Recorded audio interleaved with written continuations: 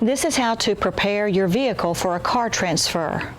Roll the passenger side window all the way down, scoot the seat all the way back, and lean the back of the seat back further to allow for more space. She'll give you plenty of room to help someone transfer into the car.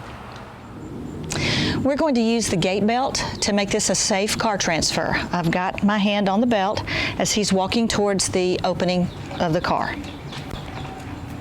Okay, turn to back up to the seat. Back up until your legs are touching. Okay, put a hand on the door frame and a hand over here on the back of the seat. And go ahead and sit down. Great. Lift a leg in and scoot back, and lift the other leg in. And then we can adjust the seat and buckle the seat belt to make him comfortable and safe.